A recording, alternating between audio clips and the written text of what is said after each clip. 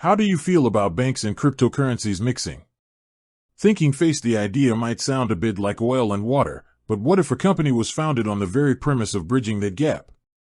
What if a single platform could combine the convenience of traditional banking with the innovative world of digital assets? For years, the crypto space operated almost entirely outside the traditional financial system. You had your exchanges for buying and selling, and your wallets for storing, but when it came to everyday banking, things like paying bills or receiving a salary, it was a separate world. This friction was a major barrier for many people who were interested in crypto but didn't want the hassle of constantly moving funds between different platforms. Counterclockwise arrows button. This challenge is precisely what led to the birth of Bitwala. The founders saw a future where these two worlds weren't just compatible but were integrated into a seamless experience. They envisioned a service that would allow users to manage their crypto and fiat currencies from a single app, complete with a bank account and a debit card.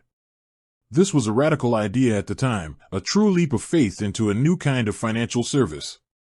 So, when did this groundbreaking company come into existence? Bitwala was founded in October 2014. Spiral calendar. Now, that date is interesting because it's still relatively early in the grand scheme of the crypto world. Bitcoin was only a few years old, and Ethereum hadn't even launched yet. The market was still finding its footing, and the concept of a crypto bank was incredibly novel. The founders, Georg von Minkwitz, Ben Jones, and Jan Guslicki, were ahead of the curve, spotting a need that would only grow as cryptocurrency gained mainstream attention. They started with a clear mission: to make crypto and traditional finance work together, effortlessly. Their initial product was a cryptocurrency payment service that allowed users to send Bitcoin to pay for goods and services in euros, essentially acting as a bridge between BTC and traditional banking. While this early version laid the groundwork, the company's real innovation came later.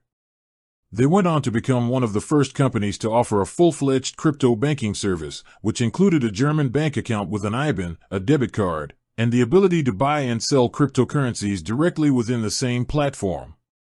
This evolution from a simple payment service to a full-service banking platform shows just how much the company grew alongside the crypto industry. It wasn't just about facilitating payments anymore, it was about creating a complete financial ecosystem for people who wanted to embrace both traditional and digital currencies. Bitwala's journey is a fantastic example of a company that not only adapted but also helped define a new category of financial technology. The company's story is a great reminder that innovation often comes from identifying a point of friction and building a solution that makes life easier for users. They asked the simple question, why should crypto and banking be separate, and then spent years building a platform to answer that question with a resounding "they shouldn't be." With that said, thanks for watching, and until next time.